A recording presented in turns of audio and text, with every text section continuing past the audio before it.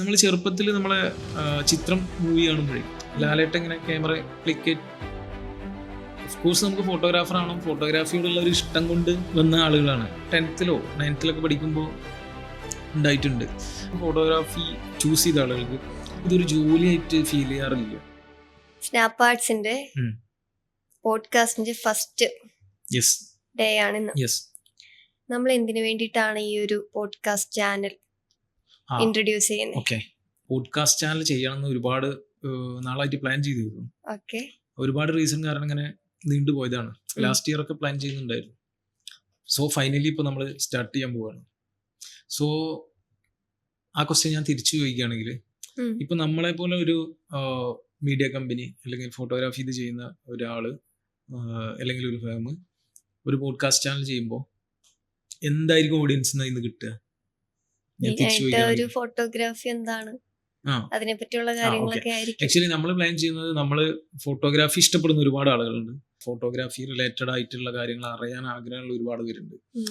അപ്പോൾ അവർക്ക് ബിഗിനേഴ്സ് ആയാലും ഫ്രഷേഴ്സ് ആയാലും അമേച്ചറായിട്ട് ഇത് ചെയ്യുന്ന ആളുകളാണെങ്കിലും ഈവൻ മോഡൽസ് ആണെങ്കിലും മേക്കപ്പ് ആർട്ടിസ്റ്റ്, അങ്ങനെ ഇതുമായി റിലേറ്റഡ് ആയിട്ട് കണക്ട് ചെയ്ത് കിടക്കുന്ന ഒരുപാട് ഉണ്ടല്ലോ. അപ്പോൾ അവർക്കൊക്കെ നമ്മുടെ എക്സ്പീരിയൻസ് നമ്മൾ ഷെയർ ചെയ്യും ഇതിലൂടെ. അതുപോലെ നമ്മുടെ ഈ ഫീൽഡിൽ വർക്ക് ചെയ്യുന്ന എക്സ്പീരിയൻസ് ആയ ആളുകൾ, ഫ്രഷേഴ്സ്, ബിഗിനേഴ്സ്, എല്ലാവർക്കും അവസരം കൊടുക്കും നമ്മൾ. കുറച്ച് ഇപ്പം നമ്മൾ ചെയ്യുന്ന ഇൻഡസ്ട്രിയിൽ ആരാണോ കുറച്ച് എന്താ പറയുക, നമ്മൾ ശ്രദ്ധിക്കപ്പെടുന്നത്, അവർക്ക് നമ്മൾ അവസരം കൊടുക്കും.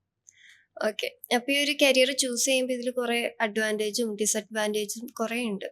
അപ്പൊ അതിനെപ്പറ്റി എന്താ പറയാനുള്ളത്?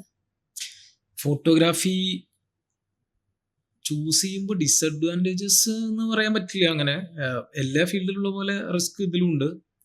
സോ ഓൾമോസ്റ്റ് ഒരു വിധം എൻ്റെ ജേണിയിൽ ഞാൻ കാണുന്ന എല്ലാവരും ഫോട്ടോഗ്രാഫി ചെയ്യുന്ന ആളുകൾ ഈ പ്രൊഫഷൻ ചൂസ് ചെയ്ത ആളുകൾ ഇതിൽ തന്നെ കണ്ടിന്യൂ ചെയ്യുന്ന ആളുകളായിട്ടാണ് ഞാൻ കണ്ടിട്ടുള്ളത്. പിന്നെ എന്താ പറയുക, എല്ലാ പ്രൊഫഷനിലുള്ള റിസ്കുകൾ ഇതിലുണ്ട്. റിസ്ക് ഫേസ് ചെയ്യണം മെയിനായിട്ട്. ഏത് ഫീൽഡിലുള്ള അതേ രീതിയിലോ അല്ലെങ്കിൽ അതിൽ കുറച്ച് കൂടിയ റിസ്ക് ഇതിലുണ്ട് എന്ന് വിചാരിക്കും നമുക്ക്. സോ പക്ഷെ ബാക്കിയുള്ള പ്രൊഫഷനെ അപേക്ഷിച്ച് നോക്കുമ്പോൾ ഇത് കുറച്ചും കൂടെ എന്താ പറയുക, എൻജോയ് ചെയ്ത് ചെയ്യാൻ പറ്റുന്ന ഒരു ഫീൽഡാണ്. എന്തെങ്കിലും തരത്തിലുള്ള ഇൻസ്പിറേഷൻ ഉണ്ടായിട്ടുണ്ടോ? ഇൻസ്പിറേഷൻ എന്ന് പറഞ്ഞാൽ അങ്ങനെ നമുക്ക് ഫോട്ടോഗ്രാഫി ചെയ്യണം അല്ലെ ഫോട്ടോഗ്രാഫർ ആവണമെന്ന് ഒരു ആഗ്രഹം ഉണ്ടായിരുന്നു. സോ എനിക്ക് തോന്നുന്നത് എവിടൊക്കെ നമ്മൾ ചെറുപ്പത്തിൽ നമ്മളെ ചിത്രം മൂവി കാണുമ്പോഴേ ലാലേട്ടൻ ഇങ്ങനെ ക്യാമറ ക്ലിക്ക് ചെയ്യുന്ന കുറെ എവിടെയൊക്കെ നമ്മളെ മെമ്മറിയിൽ കയറിയിട്ടുണ്ട് തോന്നുന്നു. അതൊരു ആഗ്രഹത്തിന് കാരണമായേക്കാം, മേ ബി. അത് സാധ്യത ഉണ്ട് അതിന്. സാറിന്റെ ഒരു കരിയർ പാത്ത് എങ്ങനെയായിരുന്നു? ഞാൻ ഈ പറഞ്ഞ പോലെ നമുക്ക് ഫോട്ടോഗ്രാഫർ ആവണം എന്നൊരു ആഗ്രഹം അതുണ്ടായിരുന്നു. കുറച്ച് എനിക്ക് തോന്നുന്നൊരു 10th-ലോ 9th-ലൊക്കെ പഠിക്കുമ്പോൾ ഉണ്ടായിട്ടുണ്ട്. അന്ന് എൻ്റെ അടുത്തൊരു ക്യാമറ ഉണ്ടായിരുന്നു, യാഷിക്കയുടെ ഒരു ക്യാമറ ഉണ്ടായിരുന്നു. അതിൽ കുറച്ച് ഫോട്ടോസ് ഒക്കെ ഇങ്ങനെ എടുത്ത്, അല്ലെങ്കിൽ നമ്മൾ ട്രിപ്പ് പോകുമ്പോഴും അങ്ങനെ സ്കൂളിൽ നിന്ന് പോകുമ്പോഴൊക്കെ കുറച്ച് ഫോട്ടോ ഒക്കെ എടുത്തിട്ടുണ്ട്. പിന്നെ അങ്ങനെ ഫ്രണ്ട്സൊക്കെ ഇവിടെ നാട്ടിൽ തന്നെ അവിടെ പോയിട്ടൊക്കെ ഇങ്ങനെ നല്ല സ്ഥലത്തൊക്കെ ഫോട്ടോ എടുത്ത് അങ്ങനത്തെ ഒക്കെ ചെയ്തിട്ടുണ്ട്.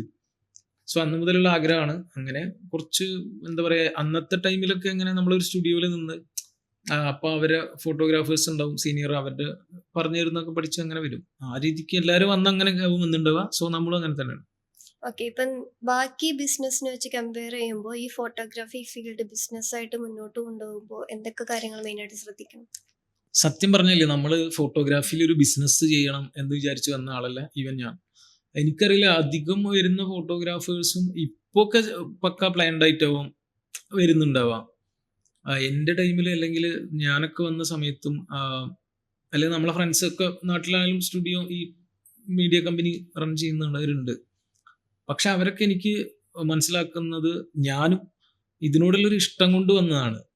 ഓഫ്കോഴ്സ് നമുക്ക് ഫോട്ടോഗ്രാഫർ ആണോ ഫോട്ടോഗ്രാഫിയോടുള്ള ഒരു ഇഷ്ടം കൊണ്ട് വന്ന ആളുകളാണ്. പിന്നെ ഗ്രാജുവലി നമ്മളിങ്ങനെ വർഷങ്ങൾ കഴിയുമ്പോൾ ഇപ്പോൾ ഓൾമോസ്റ്റ് 18 to 20 years ഇടയിലായി. അപ്പോൾ അതിൻ്റെ ഇടയിൽ നമ്മളിങ്ങനെ ഗ്രാജുവലി മാറിയിട്ട് അങ്ങനെ ഒരു ഫേം സ്റ്റാർട്ട് ചെയ്ത് അങ്ങനെ വന്നതാണ്.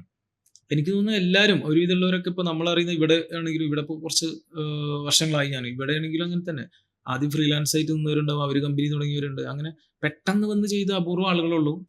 അവർ പക്ക ബിസിനസ് മൈൻഡുള്ള ആളുകളുണ്ടാവാം, അവർ മാർക്കറ്റിംഗ് സൈഡ് ഭയങ്കര സ്ട്രോങ് ആവാം.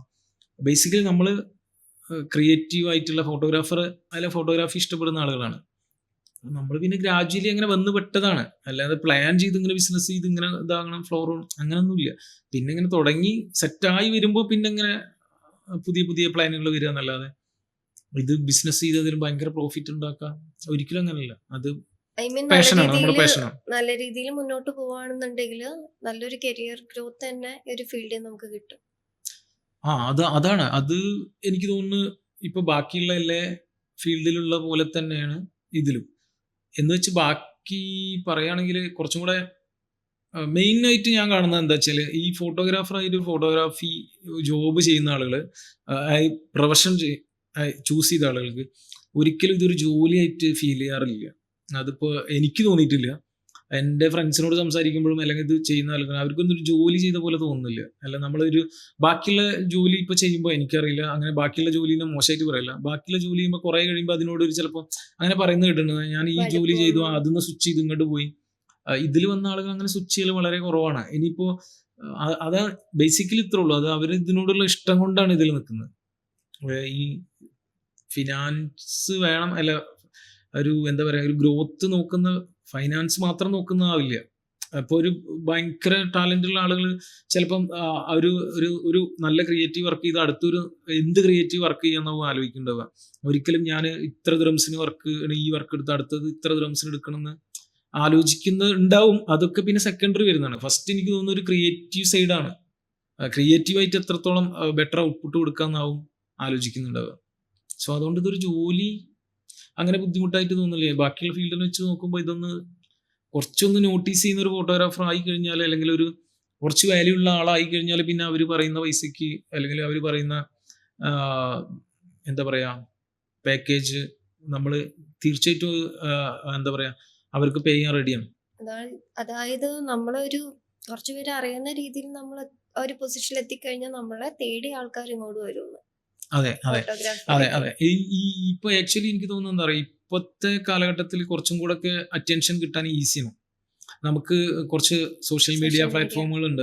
അപ്പൊ നമ്മുടെ വർക്ക് കാണിക്കാൻ, ഷോക്കേസ് ചെയ്യാൻ നമുക്കൊരു പ്ലാറ്റ്ഫോം ഉണ്ട്.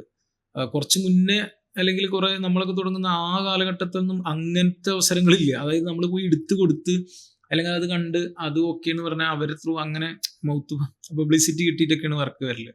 അല്ലെങ്കിൽ നമ്മൾ ആ ഒരു ആൽബം അന്ന് നാട്ടിലത്തെ പറയണമെങ്കിൽ ഒരു ആൽബം കൊടുക്കുമ്പോൾ ആൽബത്തുമുള്ള പേര് അങ്ങനെയൊക്കെയാണ്. പിന്നെ ഫേസ്ബുക്ക്, ഇൻസ്റ്റ ഇതൊക്കെ വന്നതോടുകൂടിയാണ് എനിക്ക് തോന്നുന്നത് ഫോട്ടോഗ്രാഫേഴ്സിന്റെ ലൈഫ് മാറിയത്. ലൈഫ് മാറിയെന്നല്ല, പിന്നെ ആൾക്കാർ കണ്ടുപിടിച്ച് വരാൻ തുടങ്ങി ഫോട്ടോഗ്രാഫർ തന്നെ എനിക്ക് വേണം. അതെ, അവരുടെ ഔട്ട്പുട്ട് എന്ന് പറഞ്ഞാൽ നല്ല ക്വാളിറ്റിയാണ്, നല്ല രീതിയിലാന്നുള്ള രീതിയിൽ. അതെ അങ്ങനെയാണ്. ഓക്കെ, അപ്പൊ നെക്സ്റ്റ് എനിക്ക് ചോദിക്കാനുള്ളത്, ഈ നോർമൽ ഫോട്ടോഗ്രാഫേഴ്സ് കുറെ ഉണ്ട്. അപ്പൊ നോർമൽ ഫോട്ടോഗ്രാഫറും ഈ പ്രൊഫഷണലി ചെയ്തു കൊടുക്കുന്ന ഒരു ഫോട്ടോഗ്രാഫറും തമ്മിലുള്ള ഡിഫറൻസ് എന്തൊക്കെയാണ്? ഈ നോർമൽ ഫോട്ടോഗ്രാഫേഴ്സ് എന്ന് പറഞ്ഞാൽ ഇപ്പോൾ പ്രൊഫഷണലി എന്ന് പറഞ്ഞ് ചെയ്യുന്ന പറഞ്ഞാൽ ഇപ്പോൾ ഓഫ് കോഴ്സ് നമ്മൾ ചെയ്യുന്നൊരു ജോലിക്ക് പ്രൊഫഷണലായിട്ട് നമ്മളതൊരു ഒരു പേയ്മെന്റ് വാങ്ങി ചെയ്യുന്നതിന് ഞാൻ അങ്ങനെ വിശ്വസിക്കുന്നത് അതൊരു പ്രൊഫഷണലാണ്. അപ്പം നമ്മൾ ഒരു ഫോട്ടോഗ്രാഫി ചെയ്യുകയാണെങ്കിൽ അതിന് പേയ്മെന്റ് വാങ്ങിക്കുന്നുണ്ടെങ്കിൽ അത് പ്രൊഫഷണലാണ്. ഇതൊന്നുമില്ലാതെ പാഷനായിട്ട് ചെയ്യുന്ന ആളുകളുണ്ടാവും, പാർട്ട് ടൈം ആയിട്ടും അല്ലെങ്കിൽ പഠിക്കുന്ന സമയത്ത് ചെറിയ ക്യാമറകൾ വെച്ച് ചെയ്യുന്നവരൊക്കെ ഉണ്ടാവും. അപ്പോൾ അതൊക്കെ എത്രത്തോളം ഇപ്പോഴത്തെ കാലഘട്ടത്തിൽ നമുക്ക് അങ്ങനെ അവരെ അങ്ങനെ എന്താ പറയുക മോശമായിട്ട് കാണാൻ പറ്റില്ല. 100% ഇതിനോടുള്ള ഇഷ്ടം കൊണ്ടും അവർക്ക് റെസ്പോൺസിബിലിറ്റി ഉണ്ടാവാം ചെയ്യുന്ന വർക്കിന്. പക്ഷെ അത് എത്രത്തോളം റെസ്പോൺസിബിൾ ആണ്, നമ്മുടെ ഒരു എന്താ പറയുക ഒരു ഈവെന്റ്, ഒരു സ്പെഷ്യൽ ഡേ നമ്മൾ അവരെ എന്തിൻ്റെ ബേസിലാണ് ഒരു എന്താ പറയുക നമുക്ക് എങ്ങനെ ട്രസ്റ്റ് ചെയ്യാൻ പറ്റും എന്നൊക്കെയുള്ളതൊരു ചോദ്യമാണ്. പിന്നെ ഓഫ് കോഴ്സ് ഒരു എക്സ്പീരിയൻസ് ഉള്ള ആളുകളും എക്സ്പീരിയൻസ് ഇല്ലാത്ത ആളുകളാണ് പ്രൊഫഷണലായിട്ട് ചെയ്യുന്നവരുടെ ക്വാളിറ്റി എന്തായാലും ഉണ്ടാവും. അത് പറയാനില്ലേ, ക്വാളിറ്റി ഉള്ള സാധനങ്ങളാവും കൊടുക്കുക. ഇപ്പം എനിക്ക് തോന്നുന്നു നാട്ടിലൊക്കെ ഫോണുകൾ വെച്ചിട്ട് വരെ ഷൂട്ട് ചെയ്ത് കൊടുക്കുന്നുണ്ട് തോന്നുന്നു. അത് തമ്മിലുള്ള മാറ്റങ്ങൾ ഉണ്ടാവും. ഇവര് പ്രൊഫഷണലായി ചെയ്യുന്നവർ അത്രയും എക്യുപ്മെന്റ്സിന് ക്യാഷ് ഇൻവെസ്റ്റ് ചെയ്ത് ആ ഒരു എക്യുപ്മെന്റ്സ് വെച്ചിട്ട് അത് വൃത്തിക്ക് തന്നെ ചെയ്യുക. മറ്റുള്ളവർ എങ്ങനെ ചെയ്യുന്നതെന്നുള്ളതാണ്, എങ്ങനെ എന്ത് ചെയ്തിട്ട് അവർക്ക് എന്ത് കിട്ടുന്നത് മതിയാവും. പക്ഷെ ബാക്കിയുള്ളവർക്ക് പ്രൊഫഷണലായി ചെയ്യുന്നവർക്ക് ആ രീതിക്ക് ചെയ്യാൻ പറ്റില്ല. എന്തായാലും ക്വാളിറ്റിയിൽ വർക്ക് എന്തായാലും മാറ്റം ഉണ്ടാവും. അത് ബിസിനസ് മാൻ എന്നുള്ള രീതിയിലാണോ ഒരു ഫോട്ടോഗ്രാഫർ എന്നുള്ള രീതിയിലാണോ? ഒരിക്കലും എനിക്ക് തോന്നുന്നില്ലേ, നമ്മള് ഒരു ക്രിയേറ്റീവ് പേഴ്സണ് ക്രിയേറ്റീവ് ആയിട്ടുള്ള രീതിയിൽ നിന്നിട്ട് ക്രിയേറ്റീവ് 100% നമ്മൾ എന്താ പറയാ അതിൽ സാറ്റിസ്ഫൈഡ് ആയിട്ട് ബിസിനസ്സിൽ സാറ്റിസ്ഫൈഡ് ആവാൻ പറ്റുമെന്ന് എനിക്ക് തോന്നുന്നില്ല. രണ്ടും രണ്ട് രീതിക്കാണ് ഞാൻ കാണുന്നത്. ബിസിനസ് ക്രിയേറ്റീവ് സൈഡ് വേണമെങ്കിൽ കൂടെ ഇതിൽ ചെറിയ ചെറിയ ഡിഫറൻസ് ഉണ്ട്. ഓക്കെ. ഗ്രാജുവലി നമ്മൾ ഓക്കെ ആയിട്ട് വരും അതിൽ. ഓക്കെ. അപ്പൊ ഇപ്പൊ പെട്ടെന്ന് വന്നിട്ട് ഒരു ഫോട്ടോഗ്രാഫർ എന്താന്ന് ഞാൻ ചോദിക്കുകയാണെങ്കിൽ സാറിന് എന്താ അതിനൊരു ആൻസർ തരാൻ പറയാം? ഫോട്ടോഗ്രാഫർ എന്താന്ന് വെച്ചാൽ പല രീതിയിലും പല ഡെഫിനിഷൻസും ഉണ്ടാവാം. സാറിന്റെ ഡെഫിനിഷൻ എന്താ? എനിക്ക് കിട്ടിയെന്ന് വിചാരിച്ചാൽ എന്താ പറയാ, അത് നല്ലൊരു ക്വസ്റ്റ്യൻ ആണ്. നിങ്ങളെ ഞാൻ ഒരു ഒരു ആസ് എ പേഴ്സൺ ഒരു ഫോട്ടോഗ്രാഫർ എന്ന് പറയുന്നത് നിങ്ങളെ ഏറ്റവും നല്ല കാണാൻ ഭംഗിയുള്ള രീതിയിൽ ഒരു ഫോട്ടോ എടുത്ത് തരാൻ പറ്റുന്ന ആളാവണം പ്രൊഫഷണൽ ഫോട്ടോഗ്രാഫർ.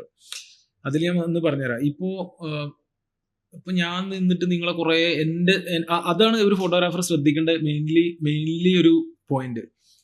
ഞാൻ എൻ്റെ ലൈറ്റിങ് നന്നായി ചെയ്തു, ഞാൻ നല്ലൊരു ബാക്ക് ഡ്രോപ്സ് ഇതാക്കി, പിന്നെ നമുക്ക് എന്താ പറയുക എൻ്റെ സ്കിൽസ് കാണിക്കാൻ കുറെ ലൈറ്റപ്പ് ഇതൊക്കെ ചെയ്ത് നിങ്ങളുടെ ഫോട്ടോ ഞാനൊരു 10 ഫോട്ടോസ് എടുത്തു.